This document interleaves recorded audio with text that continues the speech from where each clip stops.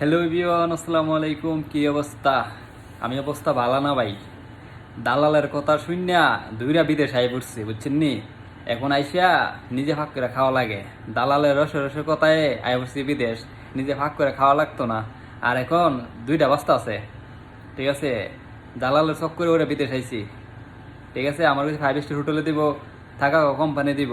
আর এখন নিজের রূপে মানে থাকাটা কোম্পানি আর হাওয়াটা আমার নিজের রূপে, ঠিক আছে? এখন ওই যে দেখাই কইটা বাজতাছে, এই যে দেখেন 1:50 বাজে আর কি, একটা সৌদি আরবের টাইম। আর সৌদি গাম্বায়া ব্যবহার করতেছে, কিছু ঘুমাইছি আইসের আজকে ফাঁক করতেছে আর কি। তো যারা ভাবতেছে বিদেশ সুখ, অতটুকু সুখ না মনে করো, ঠিক আছে? তো আমার শুলে দেখি গাম্বায়া ব্যবহার করতেছে।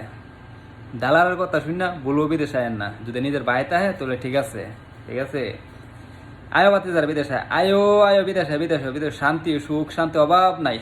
আর টাকা উইরাইতেছে গাছের থেকে বাইরে বাংলাদেশে ভাড়া দিই, এটি বিদেশ।